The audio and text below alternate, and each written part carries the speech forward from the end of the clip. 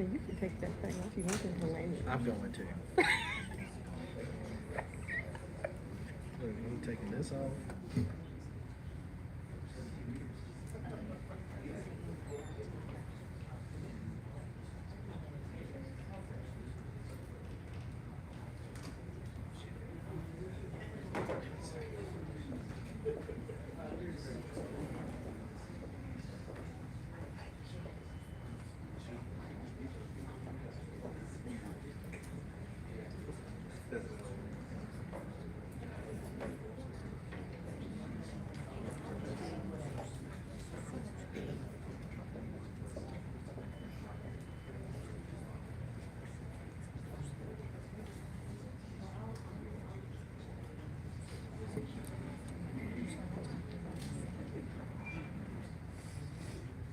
Well, Happy New Year. The meeting is now called to order.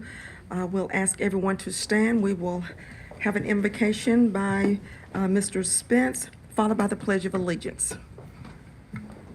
Let us pray. Father God, we just thank you for this time together. We just thank you for stepping into a new year, Lord God. We just pray your grace and mercy over each and every one of us, over our city, Lord God. I just pray a hedge of protection around our city and the decisions that are going to be made by this council, by this mayor, Father God. I just pray for direction, provision, Lord Jesus, that you just guide us and direct our hearts as we lead, Father God, and just be with our citizens. For it's in your name we pray. Amen. I pledge allegiance to the flag of the United States of America and to the republic for which it stands, one nation, under God, indivisible, with liberty and justice for all.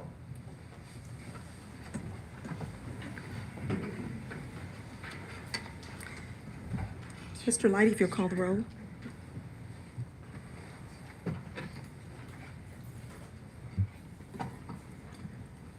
Councilmember Hendricks. Here. Councilmember Dixon. Here. Councilmember Bowling. Here. Councilmember Spence. Here. Councilmember King. Here. Council President Simmons. Here. Madam President, all 6 council members are in attendance, and therefore a quorum is present. Thank you very much.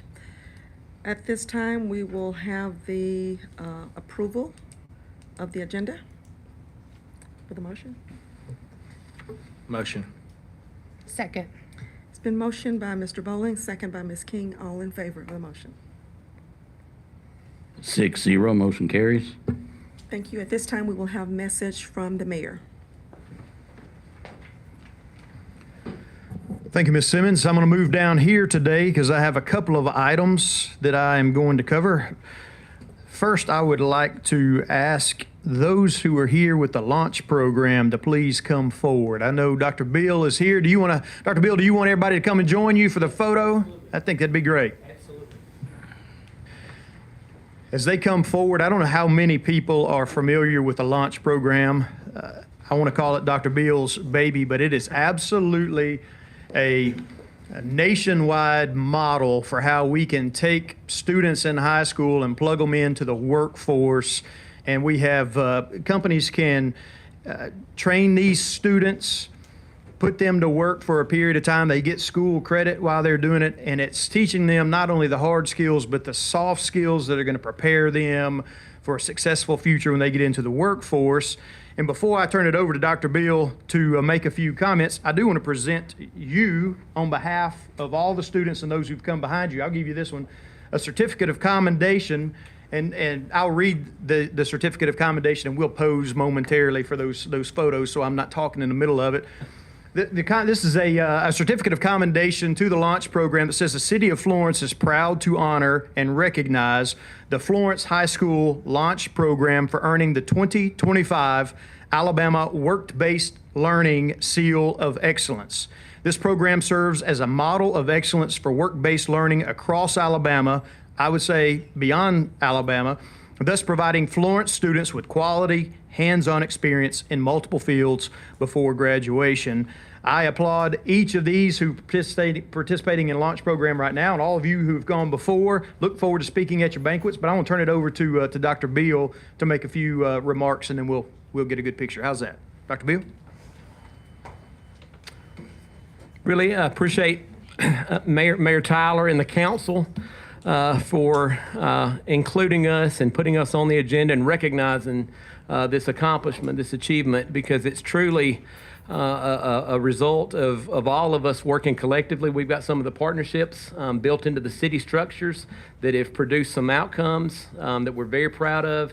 And one of the primary reasons that we created Launch was to help students figure it out before they leave high school and equip them to do it at a very high scale. So it's student-centered, real-world experiential learning. And it's, in my opinion, I've been in Florence City Schools for almost 27 years, and I truly think it's one of the best things that our district has ever done that is having just a broad impact in terms of development, confidence building, and just helping them have a career path when they leave high school. So as Mayor Tyler alluded, we've got some of our staff members here with us, and I will introduce some of the staff. We've got Mike Adams. We stole him from the city. That does a great job, one of our partnership coordinators. We've got Miss Nikki Mann, another partnership coordinator, does a phenomenal job. We really try to get people that have got a lot of connectivity. That helps them, in terms of setting some placements up. Then we've got Beth Toner with us. She's our career tech coordinator. We've got Miss Jessica Flanagan. She keeps us all on a path structure. She's got different strengths. And then we've got Amy Childers here with us. She's just joined our team. And then we've got Rachel Kuntz that's here on a part-time. She does a part-time role for us. So really got a great team of staff. We've got Dr. Shepard out here in the audience. So he's a strong support system of what we do, knows all about it, has had some of his kids in Launch. So he can attest to the impact that it has. And then I'm going to let our students introduce themselves. This is part of their training. So I'm going to let them come up and real quick and let them introduce themselves. My name is Jake Linville, and my launch placement is at the Florence Lauderdale Tourism Bureau. And I'm very grateful to be in Launch and just very grateful for the opportunity. Hi, I'm Sienna Childers, and I'm town at Reclaim Spirit, and it's really just allowed me to get my foot into some real-world experience for something that I want to do outside of school. My name is Jemiah Ingram, and then one of my launch placements is working with Mr. Trousdale for law, and it's helped show me what it's like being a lawyer.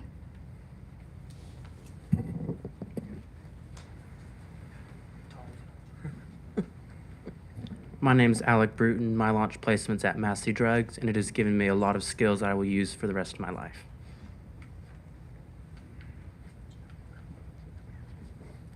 My name is Lucy Vasic, and I'm a medical assistant at Medical Associates of the Shoals, and I'm so thankful that Launch has given me the opportunity to pursue something that I want to do after college, give me that experience.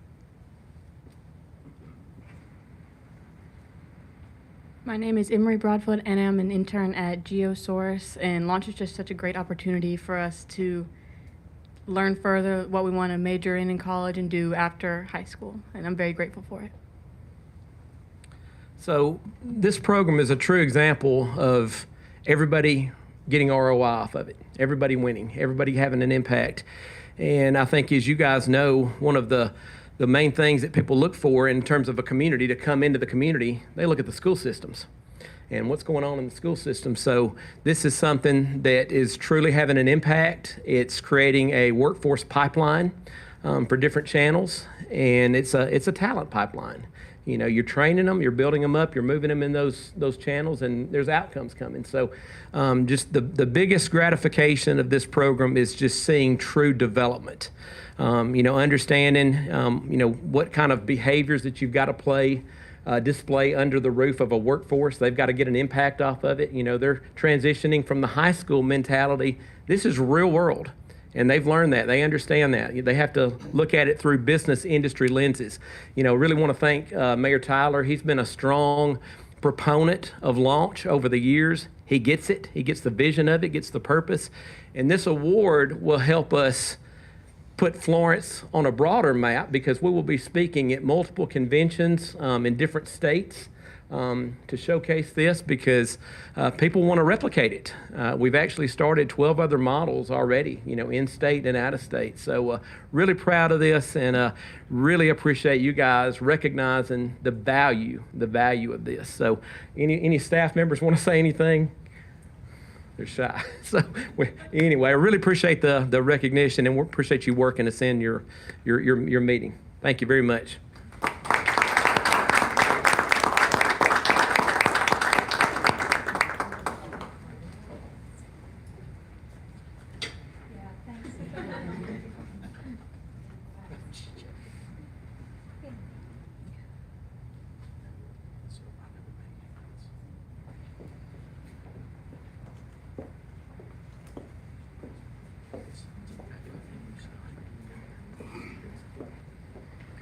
I asked him how many students he had participating. He got 109 who are, I guess 109 are in 109 different places. Is that right, Dr. Beal?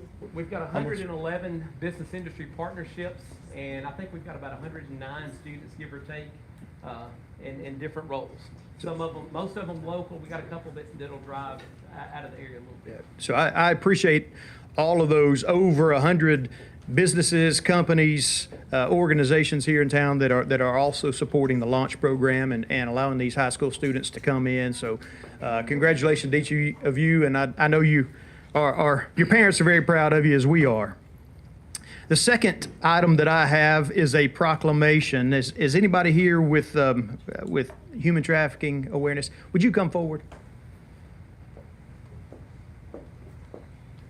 Thank you so much. Yeah, and this is Kim Beavis, and I want to read a proclamation about a very important topic. Some people wish this is not a topic that would be mentioned or considered in the city of Florence. Nevertheless, it is.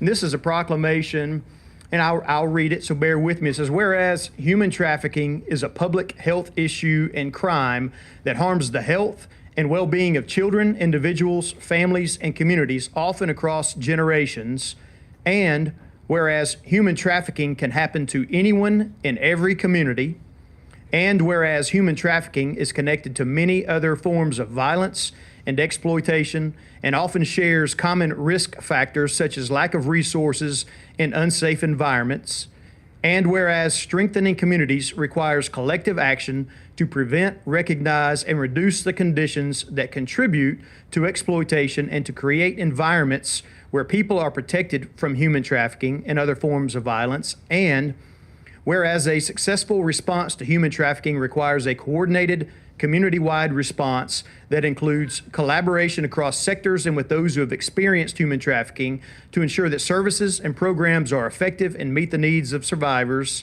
and whereas every individual, family, community, and organization can help raise awareness, prevent trafficking, and support survivors by learning how to take action.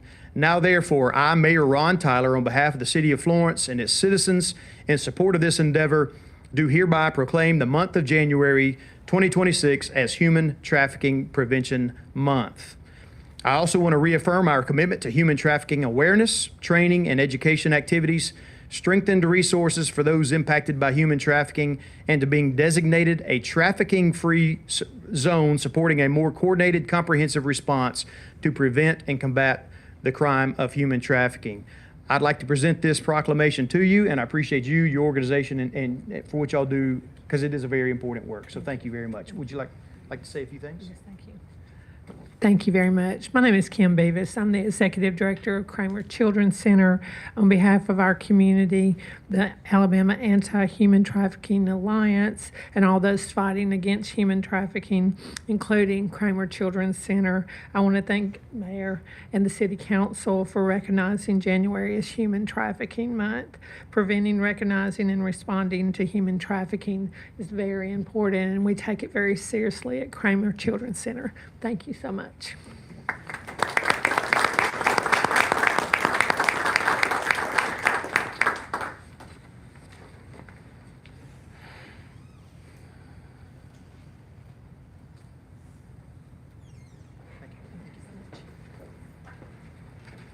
Miss Evans, that's all I have this time. Thank you. Thank you very much, Mayor. At this time, do we have any reports for any of our department heads? Chief. Thank you, President Simmons. Good afternoon to everyone present.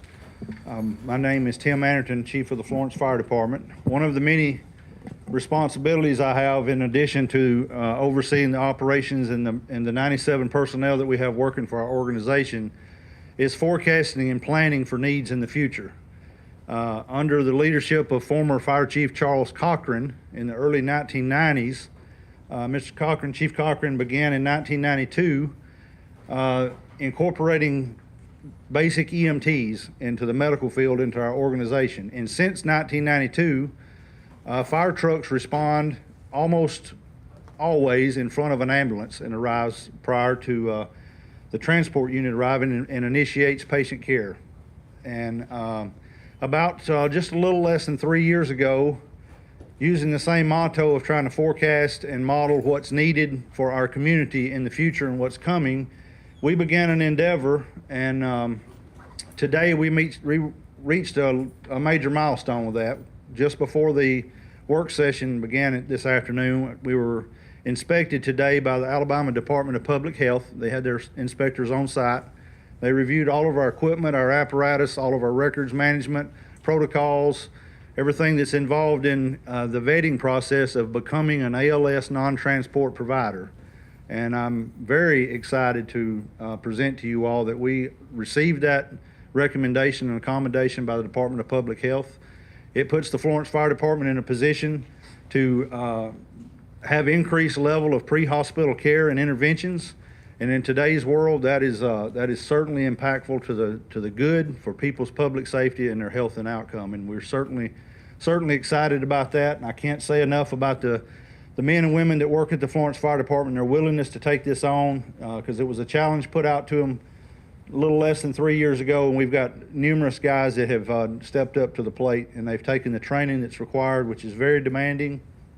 And there's about $250,000 worth of equipment and training been purchased, and up to this point, we're at about 96% of that was completely funded by grants. We phased this in over a 3 grant cycle period, and the impact to the citizens of Florence has been near zero as far as financial support.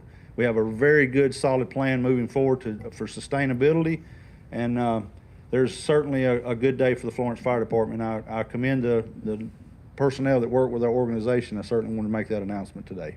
Thank you. Thank you, Chief.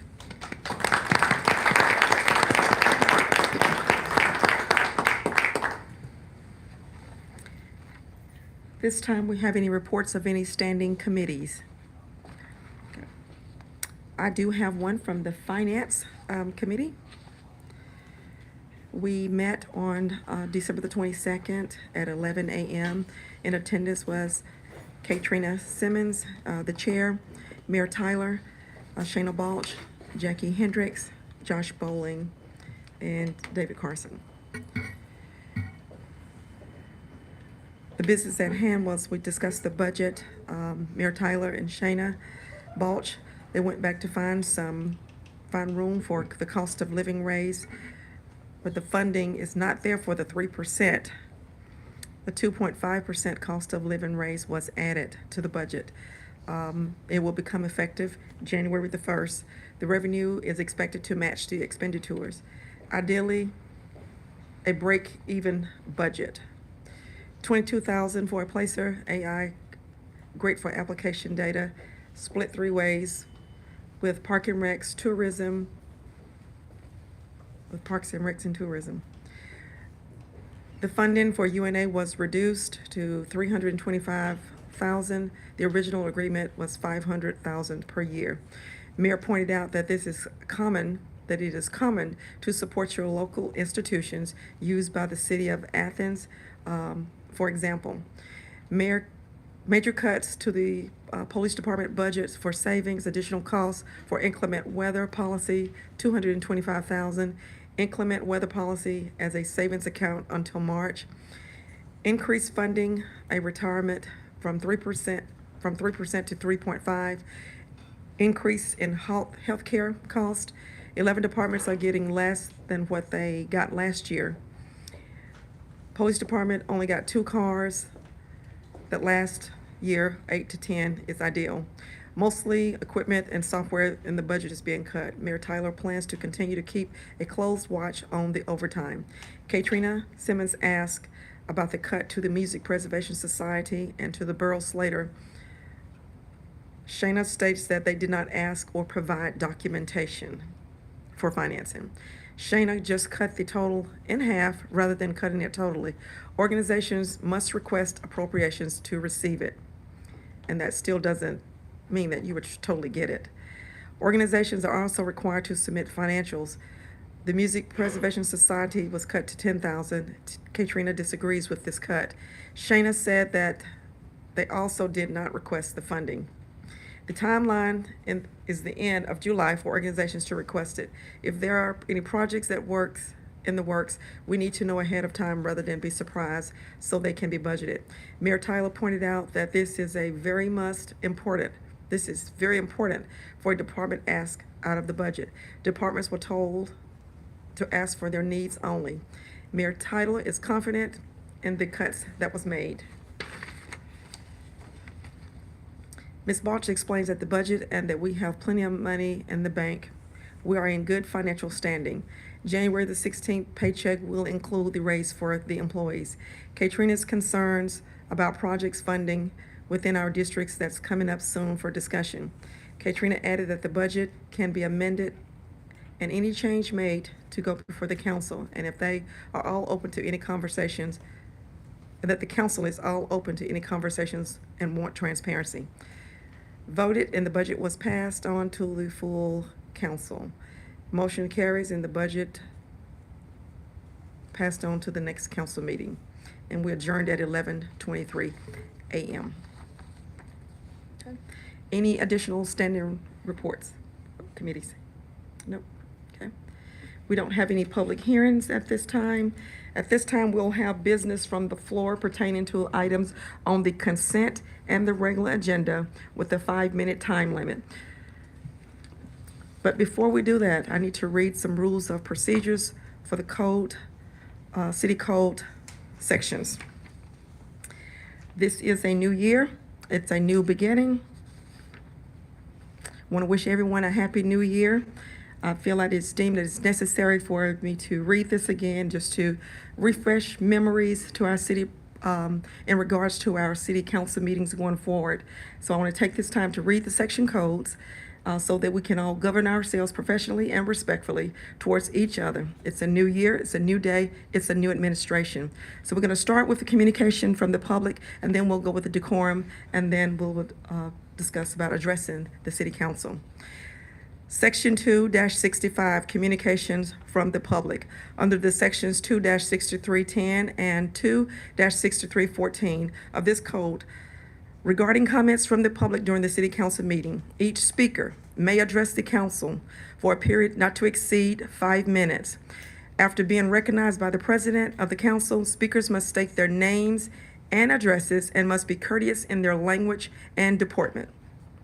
Speakers recognized to address the council who are ruled out of order by the president of the council must return to their seats and forfeit their remaining time. And then there's a whole section of additional codes. Section 2-66, the decorum. Any person making personal, impertinent, slanderous, or profane remarks or who willingly utters loud, threatening, or abusive language or engages in any disorderly conduct which would impede, disrupt, or disturb the orderly conduct of any meeting shall be called to order by the president. If such conduct continues, the president, at his or her discretion, may order the person barred from further audience before the council for that meeting. Section 2-67, addressing the council. No person, not a member of the council, shall be allowed to address the same while in session without permission from the presiding officer. And I just wanted to, it's a new year, just wanted to set the house in order, sharing these rules of procedures, and they are on the city code, so you can find them on the website if you so deem to do so. And at this time, we will have Business from the floor pertaining to the consent and the regular agenda items with a 5-minute time limit. We will start to my right.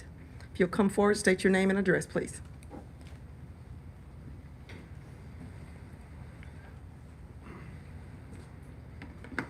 Hello, my name is David Carson. I live in Florence, Alabama, and for security reasons, I will share my driver's license with Officer Lighty here.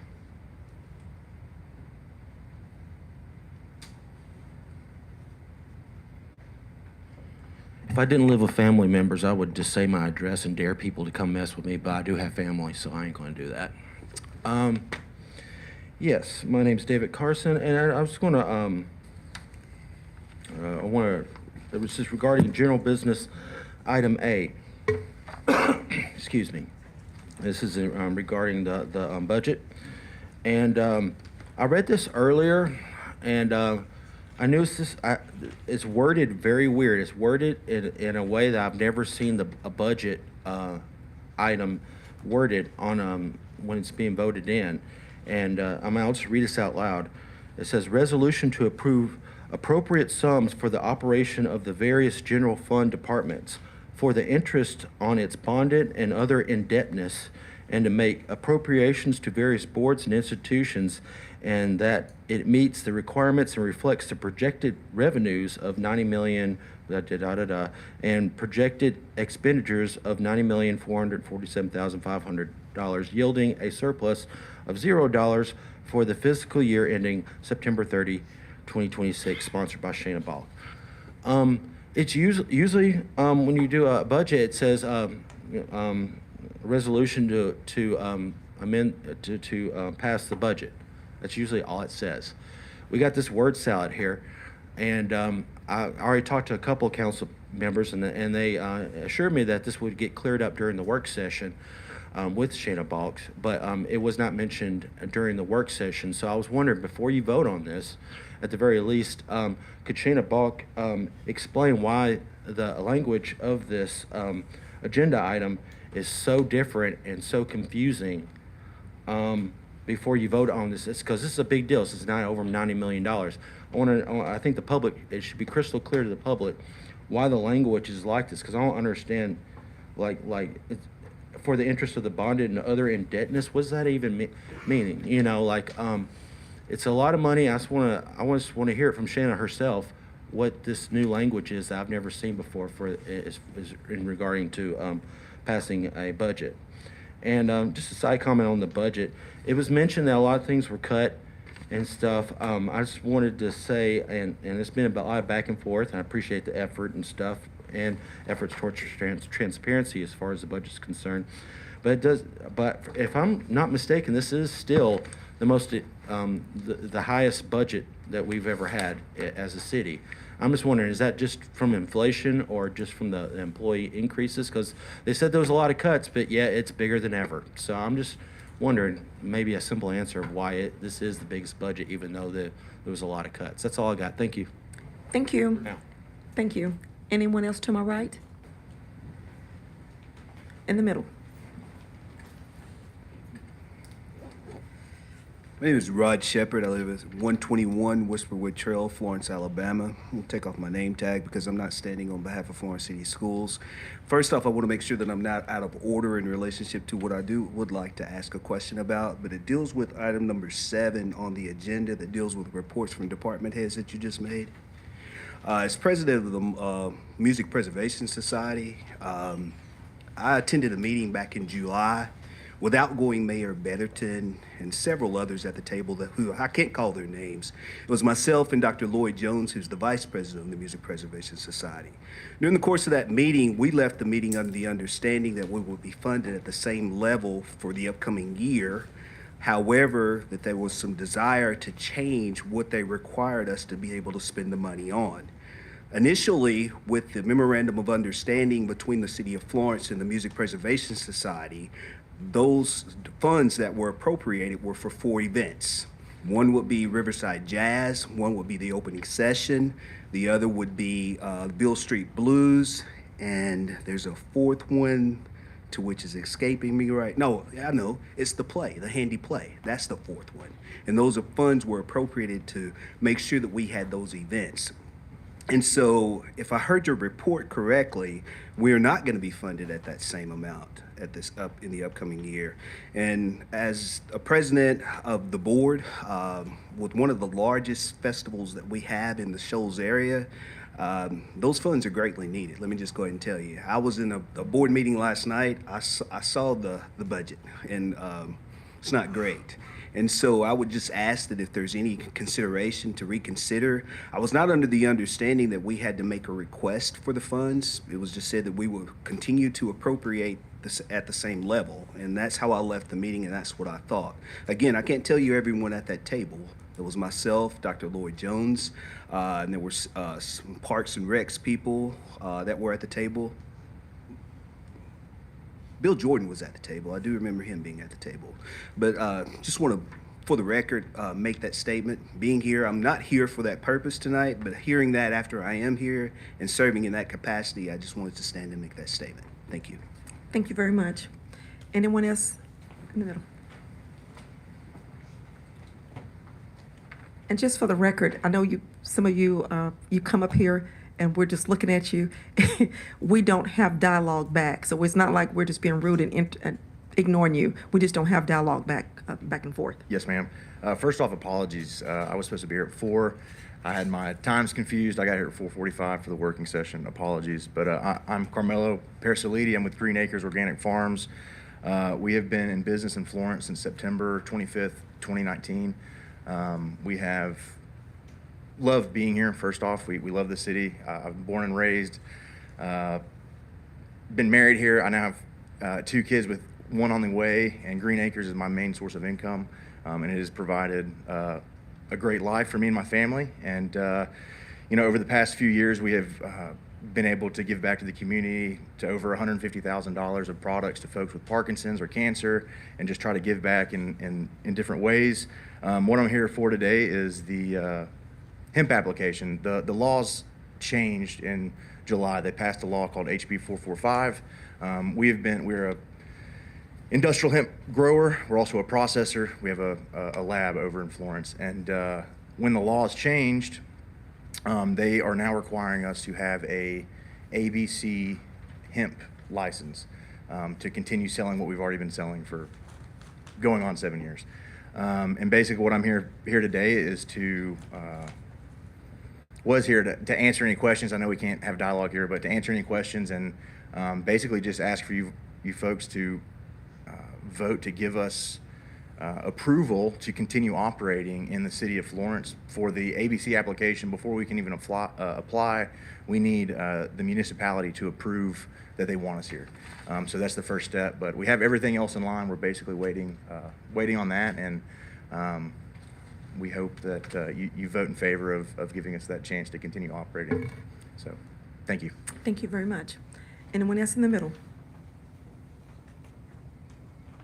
To my left? Okay. At this time, Mr. Leidy, if you will read the consent agenda.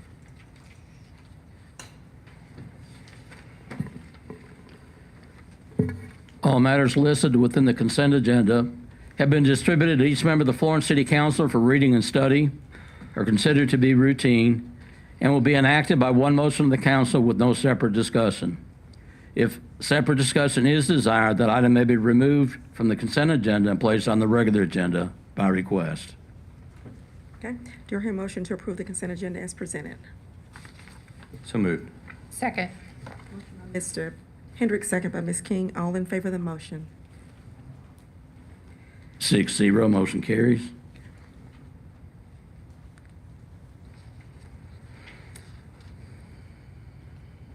Okay, proceed with the regular agenda.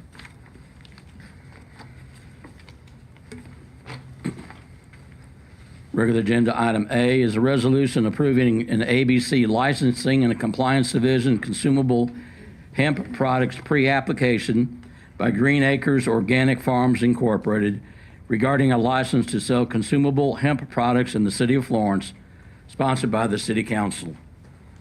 Do you hear a motion for the immediate consideration? So moved. Second. Motion by Mr. Hendricks, second by Mr. Bowling. All in favor of the motion? 6-0. Do I hear a motion for the adoption? So moved. Second. Motion by Mr. Spence, second by Ms. Dixon. Any discussion? Okay. Not all in favor of the motion. 6-0, motion carries.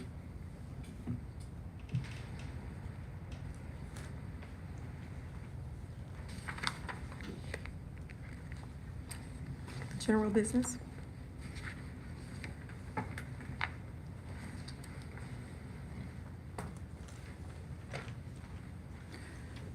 Item A, under general business, a resolution to approve appropriate sums for the operation of the various general fund budgets of the various general fund departments for the interest on its bonded and other indebtedness, and make appropriations to various boards and institutions, and that it meets these requirements and reflects projected revenues of $90,447,500 and projected expenditures of $90,447,500, yielding a surplus of $0 for the fiscal year ending September 30th, 2026, sponsored by Shana Balch. Okay. Do I hear a motion for the immediate consideration? Motion. Second. Motion by Mr. Bowling, second by Ms. King. All in favor of the motion? 6-0. Do I hear a motion for the adoption? Motion. Second. Sorry, go ahead. Second. Motion by Ms. Dixon, second by Katrina Simmons. Any discussion? At this point, I want to ask Mr. Musgrove, do you mind clearing up that language? Just discussing that language on the general business. Yes, ma'am. Well, first of all, let me just make clear to everyone that what we refer to colloquially as the agenda is literally just a table of contents. And so it has no legal bearing on the actual ordinances and resolutions that the council votes on. And the agenda, the language that was used for some reason this time is from a whereas clause that sets forth the reason that municipalities in Alabama have to adopt a budget. And the resolution, the therefore be it resolved clause in the resolution states that the council approves the general fund budget. So it's the same resolution that the city has used in my 23 years at least. Nothing's changed. So just the table of contents is different this time. Okay. Thank you very much. Yes, ma'am. Thank you. And I want to read this statement. As the chair of the Finance Committee, which is myself, it is important that we have an operating budget in place so the city can function smoothly. I just want to be clear, at the proposed Florence City budget, it's a starting point. It's not a final product, and the council is totally not bound by it. The budget is a living document. So if necessary, we can amend, we can adjust it as it prioritizes due to circumstances or physical realities that were to evolve. We're pleased to have revisited the proposal to include the 2.5% cost of living adjustment for employees. So I want to say thank you to Mayor Tyler, to Ms. Balch for working through a very tight budget constraints to make that possible. It reflects our respect and appreciation for the workforce that serves our community daily. And as we look ahead, there will be several matters that will require financial consideration. Passing a budget allows departments to plan, to operate, and to move projects forward efficiently. And as we move forward, certain funding requests listed in the budget will come before the council by resolution. Those items will require a council vote for approval before any funds are authorized. And I want to express my gratitude for the patience, the dedication, the collaboration for everyone that's been involved in making this happen. These discussions are necessary and essential to maintaining strong financial stewardship for the city of Florence stability. And if there is no further discussion, all in favor of the motion? 6-0, motion carries.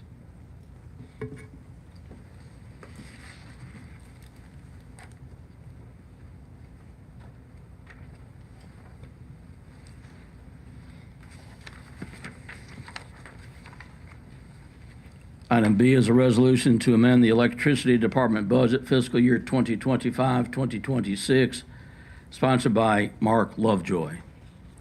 Do you hear a motion for the immediate consideration? Motion. Second. Motion by Ms. Dixon, second by Ms. King. All in favor of the motion? 6-0. Do you hear a motion for the adoption? Move. Second.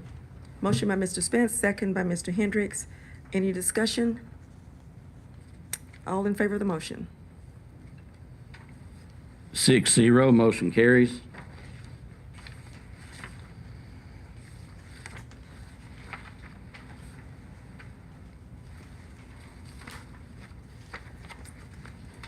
Item C is a resolution to amend the Gas Department budget fiscal year 2025-2026, sponsored by Mark Lovejoy.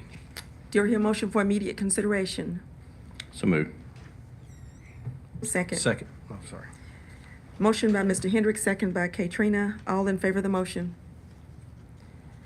6-0.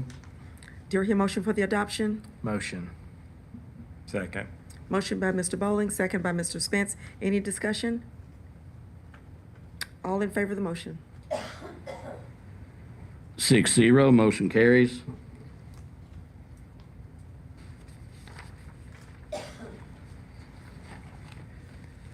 Item D is a resolution to amend the Water Wastewater Department budget fiscal year 2025-2026, sponsored by Mark Lovejoy. Do you hear a motion for immediate consideration? Motion. Second. Motion by Ms. Dixon, second by Mr. Bowling. All in favor of the motion? 6-0. Do you hear a motion for the adoption? So move. Second. Motion by Mr. Spence, second by Mr. Bowling. Any discussion? By way of discussion, these resolutions from the gas and water, these are just to clean it up because of the employee increase. So the budget had to be amended to reflect that. If no additional discussion, all in favor of the motion? 6-0, motion carries. That's all I have, Madam President. Thank you, Mr. Leidy. So at this time, we'll have business from the public with a 5-minute time limit. This time will start to my left. If anybody want to come, please state your name and your address.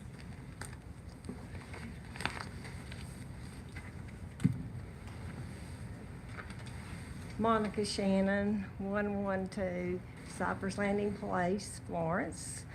I handed all of y'all a piece of paper that I was going to address when I came up here, but now you have the paper because I was able to do that beforehand. But I'm going to say the launch program is a great thing. We did not have that kind of thing when I was in school, because I graduated from high school in 1970. But I knew exactly what I wanted to do. And my career worked out with exactly what I wanted to do. And in regards to the document I gave you, I think it's very important that each and every one of us move to a higher integrity, especially those in leadership. And sometimes we get caught up in doing a career because of certain reasons and not because that's how we want to spend our life. We might do it for benefits. We might do it, for all kinds of reasons, for health insurance in today's world. But I was one of the fortunate ones. I knew exactly what I wanted to do with my life and my career. And everything that I have done has worked out beautifully. And I just want to say that sometimes we have to look deep inside ourselves, and in reference again to the document I gave you, because sometimes we get caught up in doing something we hate, and you'll spend your whole life miserable. My life has not been that way. And I had an excellent career, and I have an excellent relationship with God. And I think that since our country is founded on God, we need to all think about that, but it's a choice. It is not my choice to make your choice. Your choice is not what I should make of my choice. But everything that's happened to me my entire life has actually given me everything I need to do what I'm doing now. And I'm kind of a behind the scenes person. But I know that what I'm doing, I am following the Word of God, and my career that I did in computers was exactly what I wanted to do. And I just wish that we would all, you know, try to think of that and not be miserable for life in something that you hate. And I'm just thankful that you all are here. And I want to say that there have been improvements that I have seen on the streets with the speeding and different things and some of the signs that are being put up. You know, I'm seeing improvements with a lot of different things. And thank you all for serving, because I'm a behind the scenes person. I don't know if I could do what you do, but I'm continuously praying for protection for our city. And I just think that this is going to be a great year, and that everyone is going to see improvements in the city, and we should be thankful that our city has such a large budget and that we have a fire department that can do everything it needs to do, and that we have a police department that watches after us, and we have a water and gas department, an electricity department, and I know pretty much all the heads of those departments.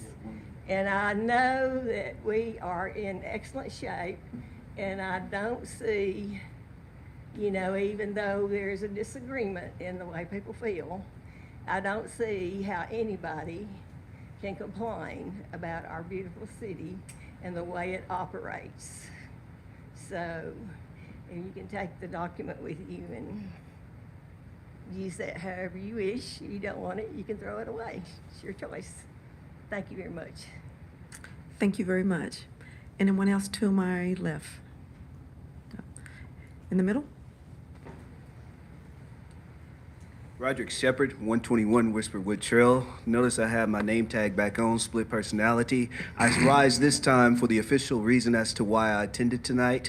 On behalf of Interim Superintendent Bill Hopkins and the newly elected Florence City Board of Education, just want to say thank you in their absence for recognizing our launch program. It is a very worthwhile program. I have 3 children now that have benefited from the program. One who thought she wanted to be a cosmetologist until she worked in cosmetology and worked at a beauty salon and said she didn't want to do that. She's now a nurse at Huntsville Hospital. Another one who worked at NAMSI during the launch program, who will start Monday in cardiac care unit at Huntsville Hospital. And a son who is working at Killen Pharmacy, who wants to be a pharmacist.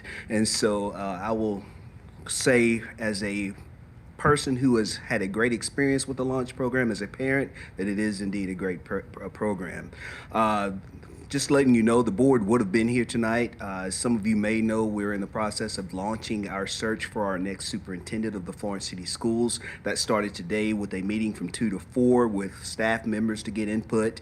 And right now, as we speak, between 5:30 and 7:30, there is a community meeting that is taking place at 541 Riverview Drive, where anyone from the community can come and put their input in as to who they would like to see and what they would like to see in our next superintendent as we begin to go forth as a city school system. But I just wanted to stand and say thank you for that, and thank you for that recognition tonight. Also, in another capacity that I serve in the community, thank you for supporting the 34th annual Martin Luther King Unity Breakfast that is upcoming January the 19th. I look forward to seeing you all each at the event, and I thank this council for the last 20 years that I can know of supporting that event.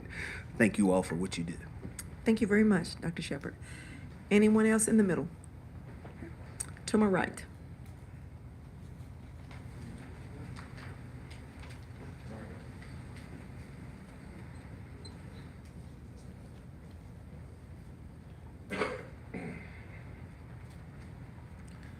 Hello, my name is David Carson. I live in Florence, Alabama.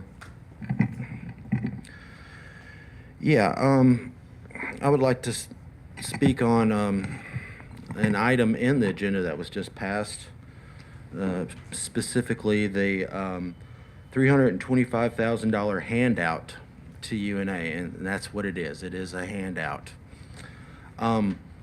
Yeah, we're not at the point yet. I'm going to definitely bring this up when it's time to vote on this individually, but I'm getting ahead of the curve, and I'm going to talk about it now since it did make it on the budget and the budget did pass. I attended the second financial meeting that they had for the budget, and the mayor mentioned that he said that we should support our institutions. And I want to focus on that. I don't feel like UNA is my institution. I don't think it's ours. It's not. It's the University of North Alabama. It's not the University of Florence. It is a state college. It's supposed to be funded by the state and by tuition. It's even got its own police force. It's its own entity. It's probably the nicest part of town, surrounded by poverty. This institution is rich. It is a rich institution surrounded by poverty. And I think it's obscene that the taxpayers of this city have to continuously give this institution a handout every single year. I think it's good they got decreased a bit. That decrease needs to go down to get it down to zero. Hell, if anything, I think we should be taxing them. But yeah, it's not the University of Florence. It's the University of North Alabama. It is not our responsibility. We should be responsible for our city schools, for our city residents, not for this state university that takes in people from all over the country and all over the world. Imports some interesting characters, like a professor from New York that wants to destroy our local monuments. Stuff. It can be a very, very subversive element in this area, and it is what it is. But I just don't want to fund it. I don't want to give it a handout. I didn't go to UNA.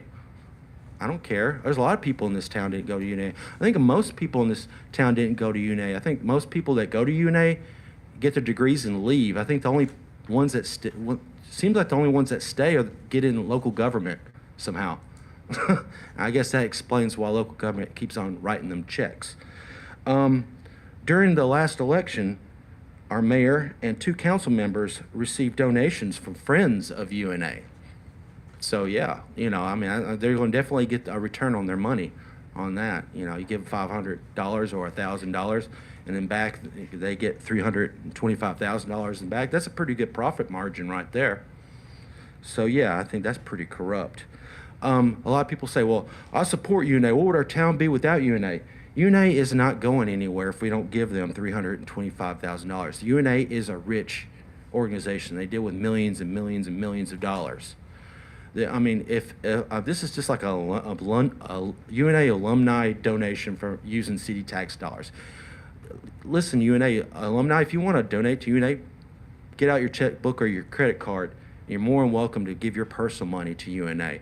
Shouldn't force the city taxpayer to give them a handout every single year. They're not going anywhere. Do we donate? Does the city give handouts to TVA? Do you have any idea the financial impact that TVA has in this area? I still don't think. I do work for TVA sometimes, every now and then. I wouldn't want my tax dollars to go to them. They got their own. You have 1 minute remaining. It's not appropriate. Even though that institution does help us, and this area would be gutted if TVA went, but we're not donating to them. That's because not a lot of people, there's not as many connections between TVA and the local government. So yeah, I am not a friend of UNA. I know the friends of UNA gave some of y'all some money, and now they're going to get a return on that. But I'm not a friend of UNA, and a lot of people in Florence could care less about UNA. So it's not going anywhere. I think it's obscene that we're even considering giving them even more money. And I will continue to bring this up. And yes, The budget is not set in stone, and I'll definitely be bringing the heat whenever it comes to this. It'll be remembered who votes no and who votes yes. And it'll be mentioned who received monies from Friends of UNA and who maybe does a lot of business with UNA as well. So yeah, I hope it's worth it for the handout. That's all I got. Thank you. Thank you. Anyone else to my right? Good afternoon. My name is Vivian Pearson. I live at 926 West College Street here in Florence, Alabama. I just want to publicly and personally thank our mayor for allowing me the opportunity to speak with him on yesterday. Our conversation was very warm, very friendly. I was left with more understanding than I went with. I publicly want to say thank you, Mayor. I'm concerned about the Community Development Block Grant Program that is being run through the city, through our department head, and I want the city council to take a look at it, take a strong look at it, take a long, hard look at it, the way it is being run. I am deeply concerned about it. I have my reasons for being deeply concerned, but I want you all as a council to take a look at it. Make sure it's being run right, because it's coming from the Department of Federal Funding, HUD, and it's very important. If we maintain, we gotta run it right. At this point, I wanna say thank you for allowing me to share. You all have a wonderful evening. Thank you. Anyone else to my right?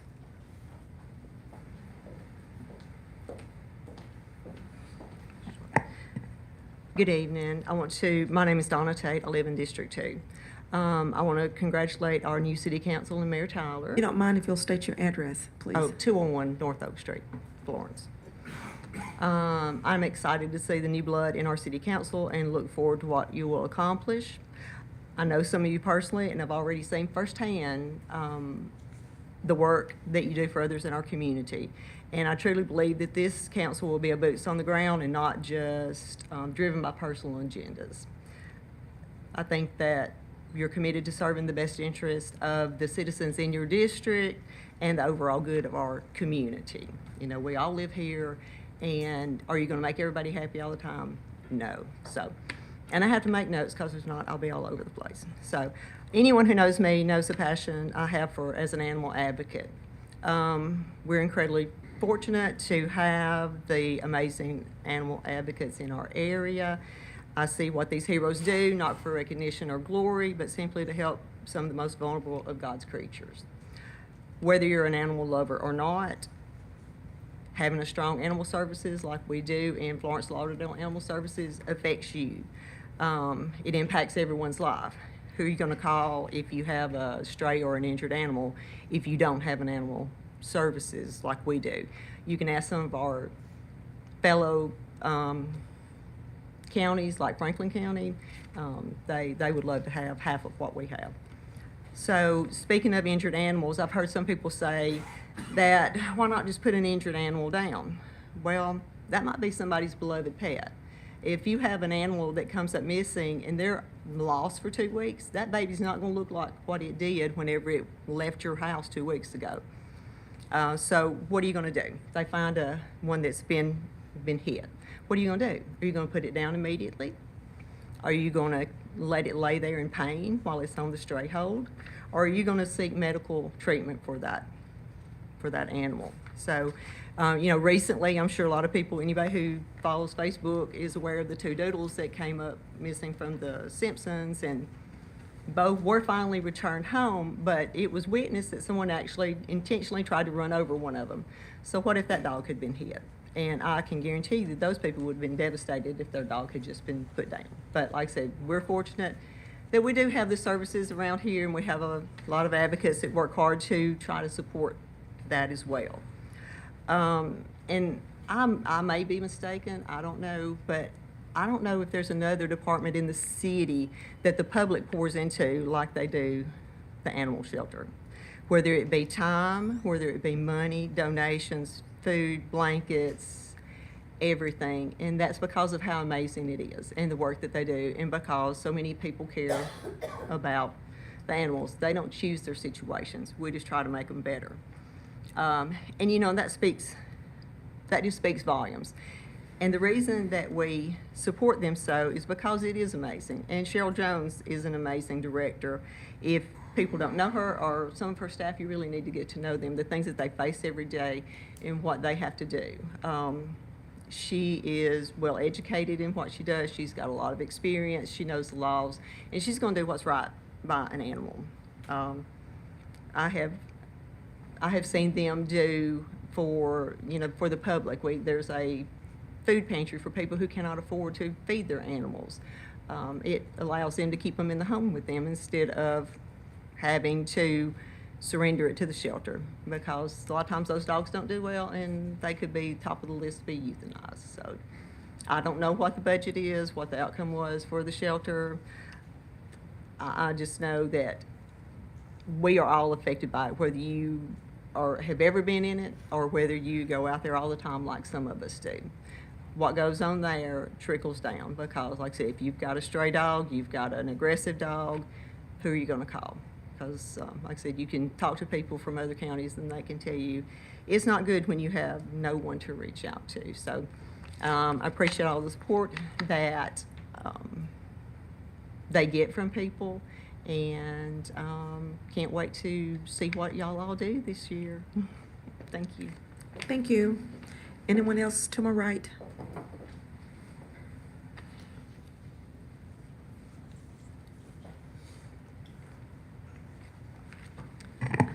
Katie Palmer, 1630 Decatur Avenue. Good evening. The role of animal shelter director is tense with emotional challenges stemming from the suffering of animals due to neglect, abuse, and illness, alongside a relentless influx of new arrivals, particularly young puppies and kittens. This position is compounded by significant operational and financial pressures, necessitating ongoing fundraiser effort, intricate management of staff and volunteers, and adept public relations skills.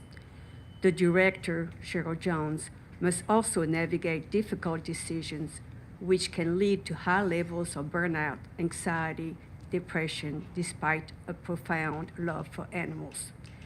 Additionally, the legal complexities involved, such as handling cases with as many as 82 dogs at once, further complicates the responsibilities. This is not a conventional 9-to-5 job.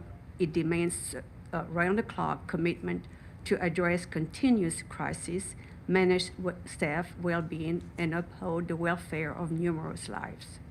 Success in this role required exceptional organizational skills, sound judgment, leadership, comprehensive knowledge of animal laws, and the ability to maintain compassion and resilience under constant pressure. Experiencing the daily responsibility of the shelter firsthand would provide invaluable insight into its operations. A typical day from 8 to 5 encompasses a wide range of tasks, including kennel cleaning, feeding, giving medication, processing animal intakes, vaccination, assisting potential adopters, capturing strays of injured animal, among other duties. Budget cuts would only intensify the challenges of running the shelter effectively. If the city must reduce its budget, a fair approach, in my opinion, would be to implement cuts across all departments. In my view, the city of Florence has one of the finest animal shelters, characterized by its profound commitment to rescuing, caring for, and ensuring a joyful and healthy life for the animals in its care. The shelter excels in matching each animal with the ideal adoptive family, fostering lasting bonds. I urge the mayor and the city council members and the community to continue their support for this vital institution, including its director, staff, and dedicated volunteers. Thank you. Thank you. Anyone else to my right?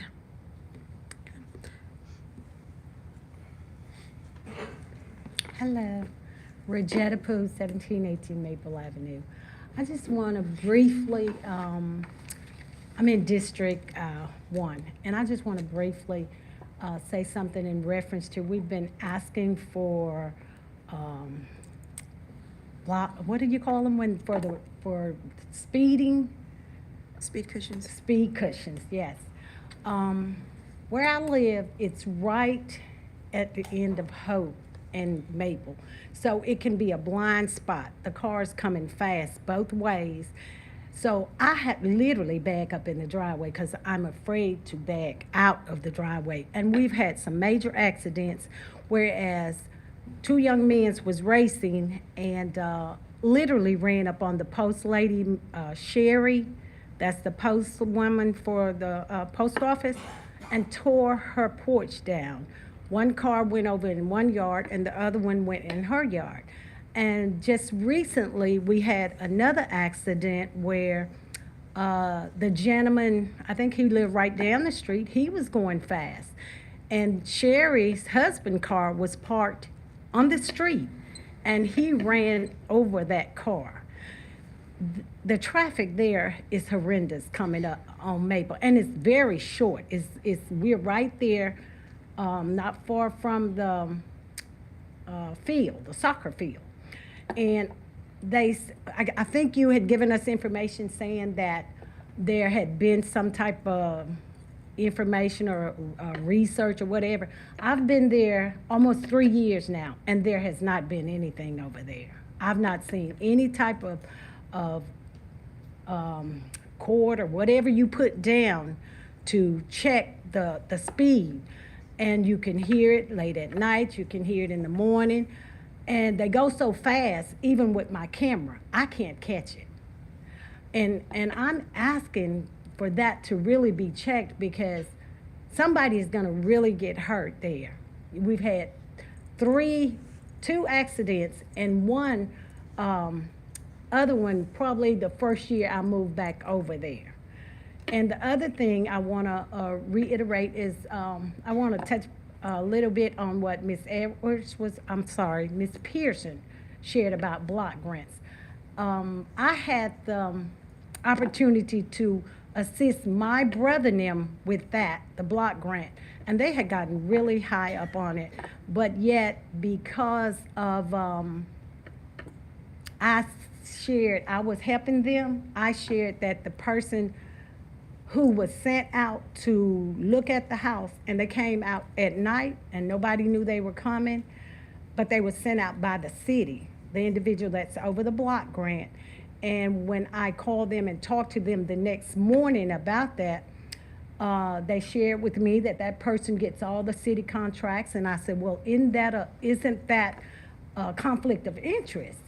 And she told me, well, you don't have to use them if you don't want to. I said, well, I wouldn't want to, because I had literally put all the paperwork together, gotten all the estimates from the 3 different businesses that you had to do. I had submitted everything for my brother. And then after that, I kept checking back after I said that, and it was gone. Well, we're not doing that anymore. It's been transferred over to Habitat for Humanity. I contact them, they could never, it was a runaround.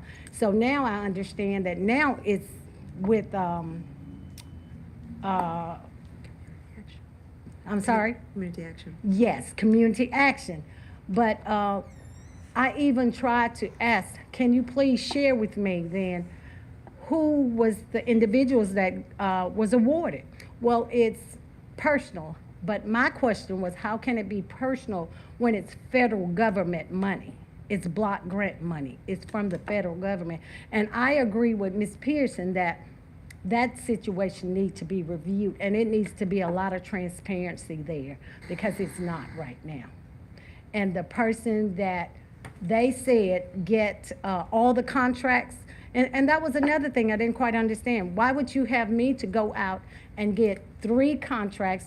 I had to get 3 different quotes from, if it was the windows, get 3. If it was the roof, get 3. If it was whatever it was, I had to get 3. And I did that. But then you send someone out there and they go up on the house in the dark and scare the individuals in the house.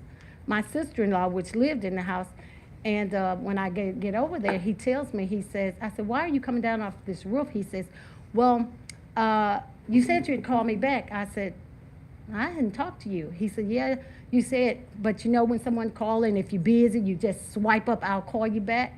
You have 1 minute remaining. Okay, I didn't know the number. He gave me the number. I said, okay, you did, but why didn't you call me back since I didn't call you? Because how can you give an estimate at nighttime on a roof?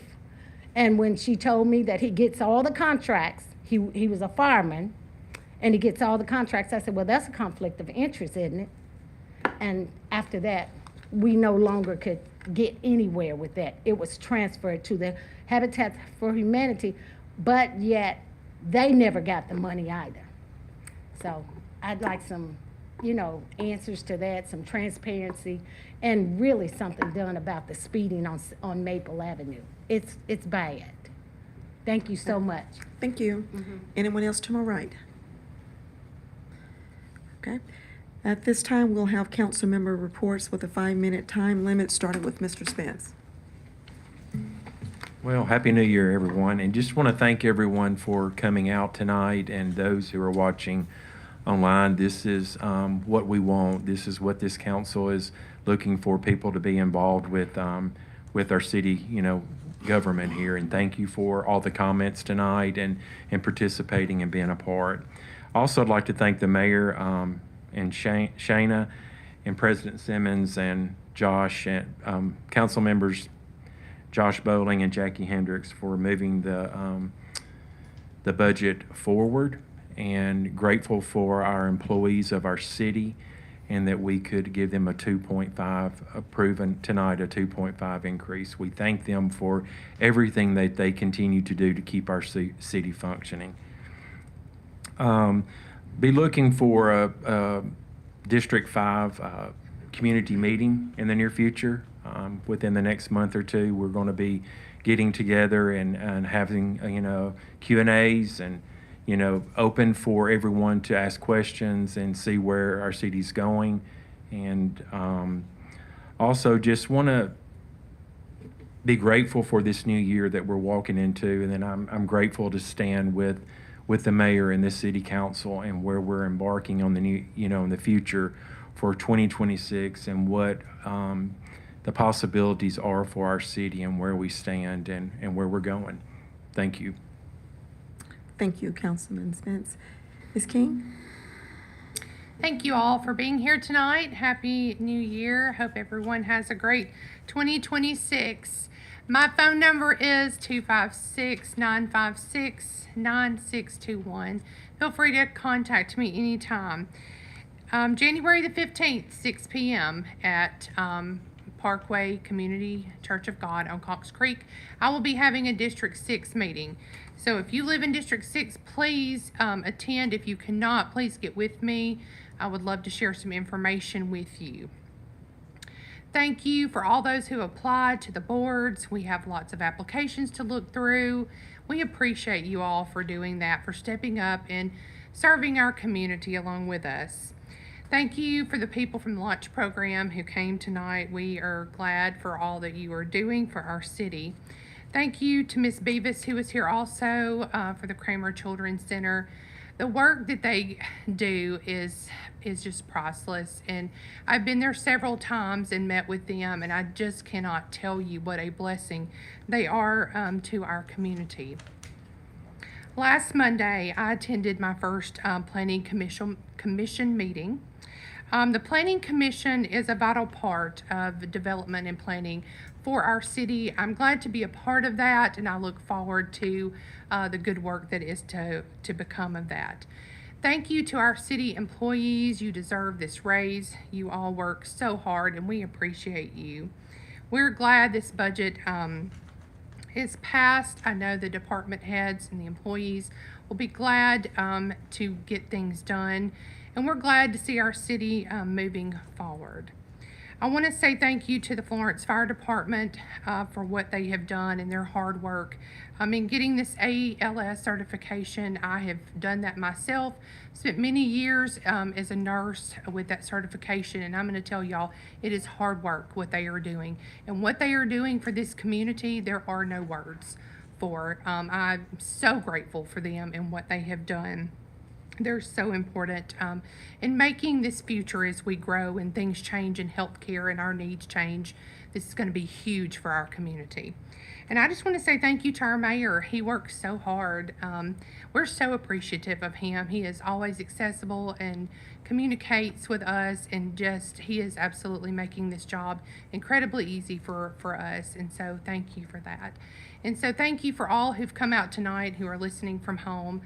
We're here for you, and we're grateful to serve you in this new year. Thank you, Ms. King. Councilman Hendricks? Good crowd tonight. Thank you all for being here. Ms. Pearson, you handled that textbook style today with the mayor. Thank you for doing that. Falls right into some of the comments I have tonight. You as well, you handled yourself very well at the microphone tonight. Thank you for how you did that and how professional you were. And Ms. Simmons, thank you for reading the ordinance that you read tonight. Tonight, I'd like to issue a formal apology to Mayor Tyler, to our department heads, and our employees of the City of Florence. At our last work session, someone on the agenda mentioned an employee by name while airing a complaint about that department head. Then during the public comment period of the council meeting, 2 more individuals mentioned grievances with city employees. And as President Simmons has already mentioned, city employees do not work for the council. And while we encourage citizens to be engaged and attend our council meetings, no mention of a city employee's name with a malicious intent is ever acceptable during a portion of a council meeting. These situations should always be taken up privately by scheduling a meeting with the mayor, as you did today. My apology is for not intervening on your behalf, and I commit to being better prepared should it happen again in the future. So that is my apology to you, Mayor, your department heads, and our city employees. With that, I want to wish everyone a Happy New Year and a prosperous 2026. Thank you very much. Ms. Dixon? All right, I have a few things today, just as I've been pondering over things, but first of all, I want to wish everyone a Happy New Year, and I'm really looking forward to 2026 and seeing where our city goes. It's going to be a great year. We've got lots of enthusiasm and excitement within the city, and great employees that are here to work for the city. So thank you to them. And I do want to second what Ms. King was saying about Mayor Tyler. I really am grateful for his work and how communicative he's been with the council members. So thank you. I appreciate that. He is working hard, and I know he's really trying to put everybody first. So thank you, putting the city first. Let's see. So another thing I wanted to talk about, there was an accident that happened, a fire. I don't know if you guys knew about it. It happened in my district yesterday morning, and it was just a good reminder to me. After I talked with Chief Anderton about it, it's a good reminder for us to please check our smoke detectors within our homes. It really can save a life and save our families. So please, let's just be reminded today, go home, check your smoke detectors.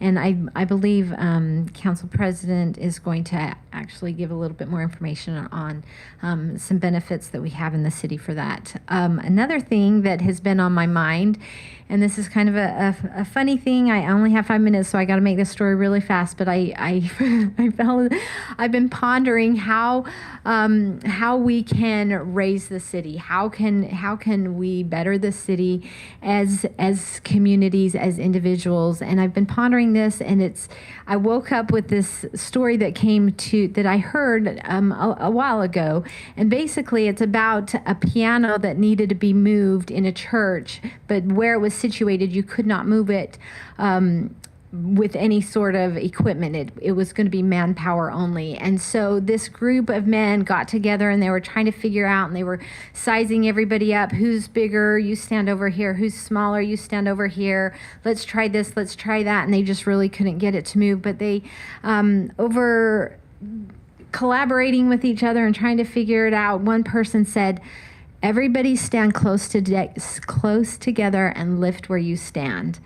And as I pondered on that this morning, I thought to myself, within my own district, that is what I hope to accomplish, that we can come together as a community, come together, stand close, and lift where we stand to make things better. And I do have a district meeting that will be coming up, so I would like you to kind of watch out for that, putting some arrangements together for that, and I'm really excited. But not just as a district, think about ways that you can stand close together within your own communities as a city and lift where you stand, and our city will be lifted. So that was something that really came to mind. We have board applications out that we're taking in for historical board and appeals board, and those are going to be really important.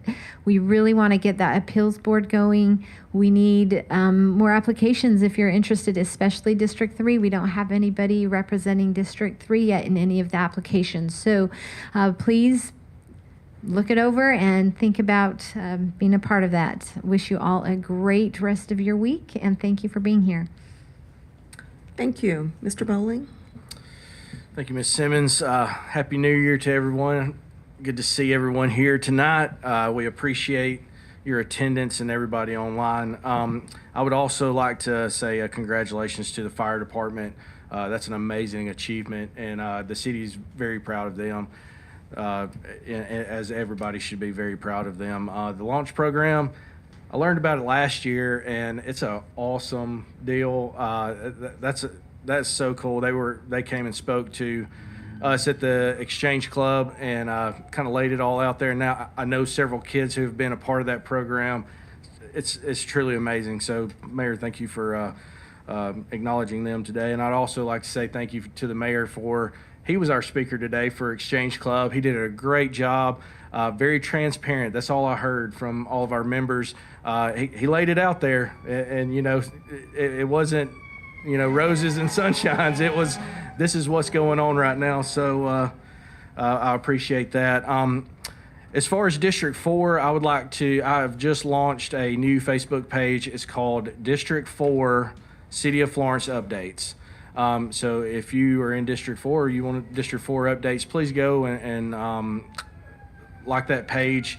We're going to have a lot of information going on that. So with community meetings, all that. So that will all be on there. And then also something that we did, my wife and I, mainly my wife, in 2020, she created a neighborhood watch for Edgemont, which is the neighborhood that I live in. So we are working on trying to get that started for every neighborhood in District 4. So there's information on that new Facebook page. So if you're in District 4 and you live in another neighborhood other than Edgemont, we want to help you get a neighborhood watch started there. It's very simple, but it allows everyone in that area to communicate with each other, and we give you all the tools for that. So you can reach out to me and we can get more information out about that. And then I would like to also encourage people to apply for the Board of Appeals. We are trying to get that going. I spoke with Mr. Mason today with the building department, and we really want to get this thing going, hopefully either by the end of the January, 1st of February, get these people in place so we can start that process. So if you have any kind of background in construction, electrical, appraisals, architecture, all of that, that would be very, very handy to the city, and we would love to see you serve on our Board of Appeals. And that's all that I have tonight. Thank you. Thank you very much. I too want to say again, Happy New Year to everyone, and thank you all for coming out and speaking and sharing. Ms. Poole, on December the 10th, there was a list of streets that was provided to me. And on December the 10th, I shared those information and I got with the mayor. He responded back, out of all of those streets, none of them, including Maple York Street, met the criteria. It was reported that a study was done a year ago, and you can't do another one, correct me if I'm wrong, Mayor, until 18 months. So it has been done, it just didn't meet the criteria. Out of all of them, it didn't. So in 18 months, unless the mayor deems something different, it can possibly be revisited and looked at again. But I did provide the information back. I too want to say thank you to Mayor Tyler for being transparent and communicating and sharing with us. It's like a breath of fresh air. And so I just want to say thank you. I appreciate that. And I think that's what it's take to work with the mayor and the council and to move the city forward. Trying to keep the promises that we all ran on, transparency and communication, and to support one another and support our districts and our city.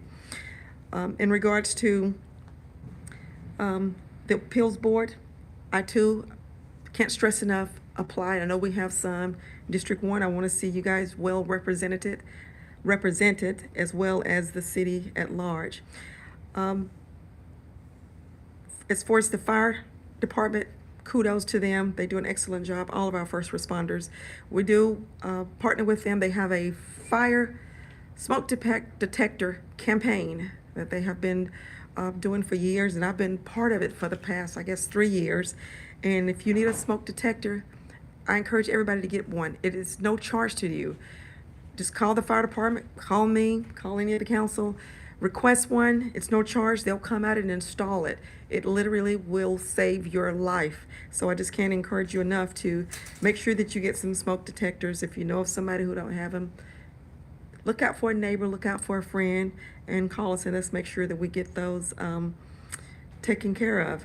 On February the 21st, health is our wealth, and we need to take care of our temple. So the 4th annual Show Scaleback will be held on February the 21st at the Coach Harvest Mitchell Gym. It's put on by myself, Susan Bentley, nurse practitioner, Dr. Javar, Maya Jones, and City of Parks and Rec. We are partnered with that to put that on.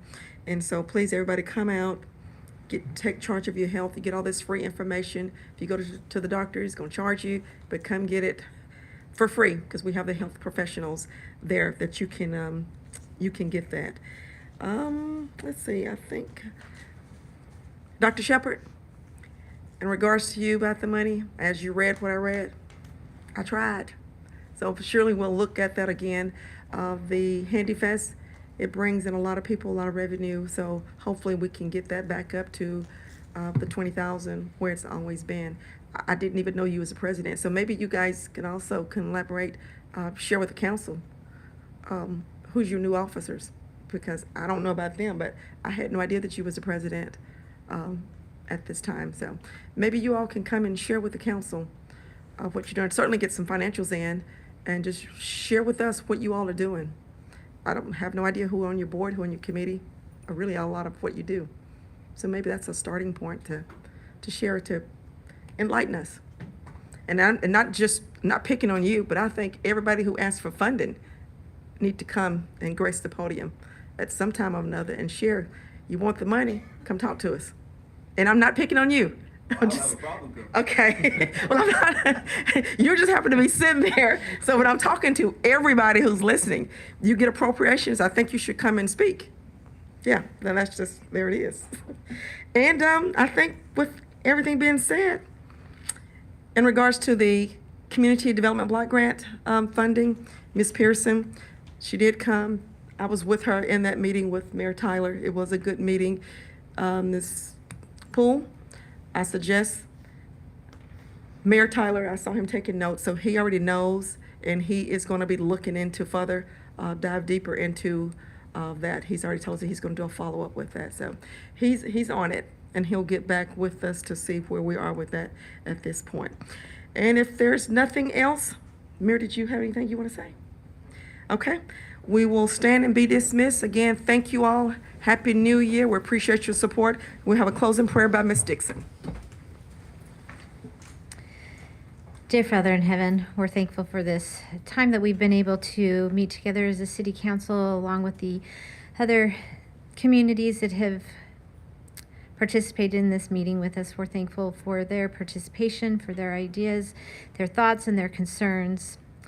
We ask you that you will please guide us in the ways that we need to better this city and to raise awareness in places that need awareness, and be people of action, that we can work and do those things that will better the people that we serve and the communities in which we live. We ask a blessing that you will give unto this city and to those people within it. Bless those with heavy hearts. Bless those with physical needs, emotional needs, spiritual needs, and help us know in which ways we can reach out and help and lift others at all times.